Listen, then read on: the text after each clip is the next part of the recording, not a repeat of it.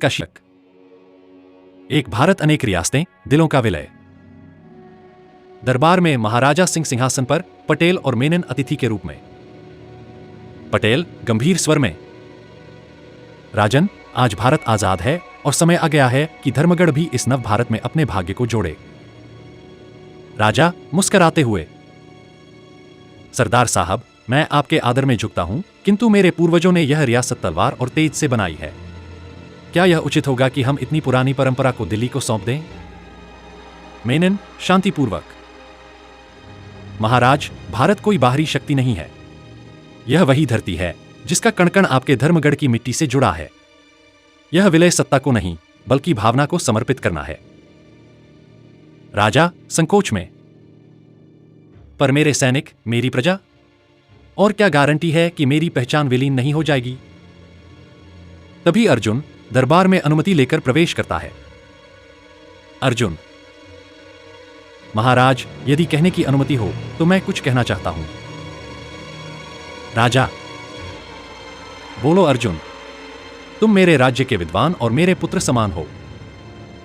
अर्जुन, महाराज, मैं आपसे बहुत स्नेह करता हूं, पर क्या आपने कभी विचार किया, क्या हमारी पहचान सिंहासन से है या संस्कृति से? यदि भारत एक शरीर है तो धर्मगढ़ उसका हृदय क्यों नहीं बन सकता? पटेल देखते हुए, युवक अर्जुन की बातों में वही चेतना है जो हमने भारत को जोड़ने के लिए महसूस की। राजा मन में संघर्ष के बाद, क्या मेरी रियासत, मेरी सभ्यता और मेरे लोग सुरक्षित रहेंगे? मेनन, आपको इंस्ट्रूमेंट ऑफ एक्सेशन पर हस्ताक्षर करना होगा। इसमें यह गारंटी दी जाएगी कि आपकी परंपरा, मंदिर, महल और मान मर्यादा को भारत सम्मान देगा। आपके पास अभी भी समाज के हित में योगदान देने का अवसर रहेगा। अर्जुन मुस्कुराते हुए, महाराज, आप केवल भूमि नहीं दे रहे, आप भारत को उसकी आत्मा लौटा रहे हैं। राजा धीर गंभीरता से, तो ठीक है, धर्मगढ़ आज से भारत का अभिन्न अंग होगा। मैं इस ऐतिहासिक निर्णय को देशभक्ति की भावना से ले रहा हूं। सभी उपस्थित जन खड़े होकर तालियां बजाते हैं। पटेल राजा के कंधे पर हाथ रखकर मुस्कुराते हैं। समाप्ति कथन सरदार पटेल की ओर से, रियासतों का भारत में विलय केवल राजनीतिक निर्णय नहीं था, यह राष्ट्र की आत्मा को एक स्वरूप देने की प्रक्रिया थी। यह एक लौह इच्छा के साथ प्रेम और विश्वास की जीत थी। नेतृत्व केवल सत्ता से नहीं, संवाद और समझ से होता है। राष्ट्र निर्माण व्यक्तिगत बलिदान और सामूहिक चेतना का परिणाम होता है। इतिहास केवल युद्धों से नहीं, दिलों के विलय से भी बनता है। पश्चिमी राजनीतिक सिद्धांत जैसे हाब्स, लॉक, रूसो के अनुसार एक नेशन स्टेट वह है जहां एक समान राजनीतिक इकाई में एक जैसी भाषा, संस्कृति, नियम और नागरिकता होती है। में यदि 565 रियासतें स्वतंत्र रहतीं, तो भारत कभी भी एक नेशन स्टेट नहीं बन पाता। सरदार पटेल ने इस अवधारणा को समझा और भारत को राजनीतिक सांस्कृतिक एकता की ओर अग्रसर किया। भारत का नक्शा राष्ट्रीयता पर आधारित आधुनिक शासन प्रणाली को दर्शाने लगा। सरदार पटेल और वीपी मेनन ने रियासतों को बल से नहीं, तर्क, सम्मान और आत्मगौरव की भाषा से जोड़ा। इसे आज के संदर्भ में सॉफ्ट पावर डिप्लोमेसी कहा जाता है, जहां बिना युद्ध के सहमति बनाई जाती है। इंस्ट्रूमेंट ऑफ एक्सेशन एक शांतिपूर्ण कानूनी उपाय था। यह विश्व इतिहास में एक अनोखा उदाहरण है जहां सैकड़ों राज्यों को बिना बड़े युद्ध के एकजुट किया गया। रियासतें एक स्वतंत्र प्रणाली की तरह काम करती तो भारत एक फ्रैक्चर्ड सिस्टम होता। पटेल ने एक इंटीग्रेटेड मॉडल चुना जिसमें भारत को एक मजबूत, केंद्रीकृत और समन्वित ढांचे में बदला गया।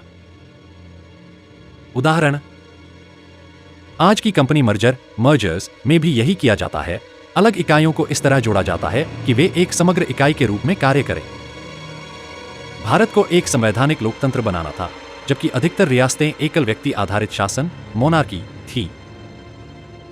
विलय ने यह अवसर दिया कि एक समान संविधान और नागरिक अधिकार पूरे देश में लागू किए जा सकें। भारत की राजनीतिक प्रणाली को लाइसेंस और समानता के सिद्धांतों पर खड़ा किया जा सका। इंस्ट्रूमेंट ऑफ एक्सेशन एक वैधानिक दस्तावेज था जिसे हस्ताक्षर कर रियासत भारत में सम्मिलित होती थी। इससे संवैधानिक वैधता, लीगल वैलिडिटी बनी रहती थी। यह न केवल राजनीतिक सहमति थी, बल्कि लॉ और गवर्नेंस की समझदारी भी। रियासत में प्रजा को राजा की प्रजा माना जाता था, भारत ने उन्हें नागरिक बनाया, यानी समान अधिकार, समान कर्तव्य। यह परिवर्तन आइडेंटिटी शिफ्ट का था, जो आज की सिटीजनशिप थ्योरीज और ह्यूमन राइट्स मॉडल्स के अनुरूप था। भारत को एक एकीकृत रक्षा प्रणाली चाहिए थी। अलग अलग रियासतों की सेनाएं और सीमाएं भारत की सुरक्षा के लिए खतरा होती। हैदराबाद और कश्मीर जैसे उदाहरणों में पाकिस्तान की आकांक्षाओं को भी देखते हुए यह निर्णय रियल पॉलिटिक के अनुसार भी आवश्यक था। राष्ट्र केवल भौगोलिक इकाई नहीं होता, यह एक भावनात्मक और मनोवैज्ञानिक संरचना भी है। सरदार पटेल ने रियासतों के शासकों को यह महसूस कराया कि वे भारत की आत्मा के अंग हैं और भारत उनका सम्मान करेगा। भारतीय ग्रंथों में भारत कोई औपनिवेशिक आविष्कार नहीं, बल्कि एक पुरातन, सांस्कृतिक और आत्मिक भूमि है। उत्तरं यत्समुद्रस्य हिमाद्रेश्चैव दक्षिणम् वर्षात् भारतं नाम भारती यत्र सन्त्य। विष्णु पुराण 2 मार्च 2001। भारत वह भूमि है जो हिमालय के दक्षिण और समुद्र के उत्तर में स्थित है और जहां भारतीय संतति, ज्ञान, धर्म और संतुलन में रचित से लोग निवास करते हैं। यह बताता है कि भारत कोई भौगोलिक टुकड़ों का समूह नहीं, बल्कि एक सांस्कृतिक राष्ट्र, कल्चरल नेशन है। राजा राष्ट्रस्य मूलम्। शांति पर्व, महाभारत। राजा राष्ट्र का मूल होता है, परंतु वह केवल सत्ता का स्वामी नहीं, धर्म का रक्षक है। जो राजा स्वार्थवश या विभाजनकारी वृत्ति अपनाए, वह राजधर्म से भ्रष्ट होता है। देसी रियासतों के शासकों का स्वतंत्र रहना भारत के धर्मात्मक एकता सिद्धांत के विरुद्ध होता। चक्रवर्ती सम्राट वह होता है जो पूरे भारतवर्ष पर धर्म, न्याय और संस्कृति के माध्यम से शासन करता है, न कि युद्ध और बल से। अशोक और विक्रमादित्य जैसे सम्राटों ने विविध रियासतों को धर्म, संस्कृति और न्याय से एक सूत्र में बांधा। आधुनिक भारत में सरदार पटेल उसी धर्म संहिता को आधुनिक ढांचे में लागू करते प्रतीत होते हैं। सच्चध्वं संवदध्वं संवो मनासी जानताम। ऋग 10.191.2। हम साथ चलें, साथ बोलें, हमारे विचार एक हों। यह वैदिक मंत्र एक संगठित राष्ट्र जीवन की आध्यात्मिक प्रेरणा देता है। देसी रियासतों का भारत में विलय इस वैदिक भावना का आधुनिक पुनर्प्रयोग था, विविधता में एकता। वैदिक काल से ही भारत गणराज्यों, राष्ट्रों और संगठनों की भूमि रहा है। लिच्छवी, मल्ल, वृज्जी जैसे गणराज्य एक संघीय व्यवस्था, फेडरल स्पिरिट में रहते थे। महाभारत में युधिष्ठिर की राजसूय यज्ञ और चक्रवर्ती यज्ञ सभी रियासतों को एक धर्म नीति में जोड़ने का प्रतीक था। भारत की रियासतों का आधुनिक विलय उसी संघीय एकता का राजनैतिक रूपांतरण था। श्रेयान् स्वधर्मो विगुणः परधर्मात् स्वनुष्ठिता। भगवद गीता 3.35। रियासतों का स्वधर्म था अपनी जनता की रक्षा, विकास और चेतना का जागरण। यदि वे अपने अहम स्वार्थ के कारण भारत से अलग होते तो वे परधर्म में फंस जाते। पटेल का आह्वान रियासतों से यही था, अपने स्वधर्म को पहचानो और भारत में मिलो। एकोहम बहुश्याम उपनिषद। मैं एक हूं पर अनेक रूपों में प्रकट होता हूं। यह ब्रह्म की अवधारणा रियासतों और भारत की एकता को दर्शाती है। भारत एक ही चेतना है, रियासतें उसी की विविध अभिव्यक्तियां हैं। विलय उसी अद्वैत सिद्धांत का आधुनिक राष्ट्रीय रूप था।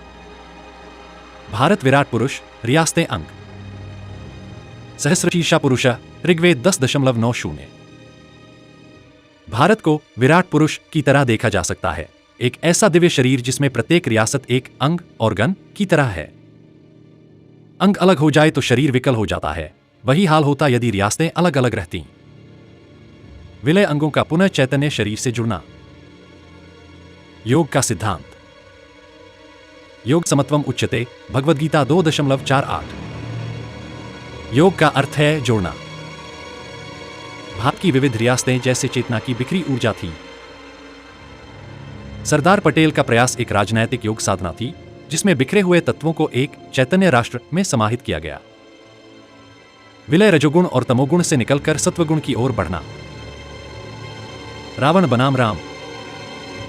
कई रियासतें अपनी सत्ता को बनाए रखने के लिए विलय का विरोध कर रही थीं। यह ईगो का प्रतीक था।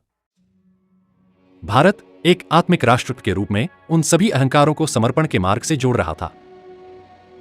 विलय अहंकार का आत्मा में लय, ईगो डिसॉल्व्स इनटू सेल्फ। ग्रहों की कक्षा में सौर एकता। भारत की अवधारणा वैदिक काल से एक चक्रवर्ती सम्राट की रही है, जो सूर्य की तरह होता है। रियासतें ग्रहों की तरह थीं, अगर वे अपनी कक्षा छोड़ती तो असंतुलन होता। पटेल प्रयास यह था कि सभी ग्रह फिर से सूर्य की कक्षा में लौटें। विलय सौमंडल का संतुलन।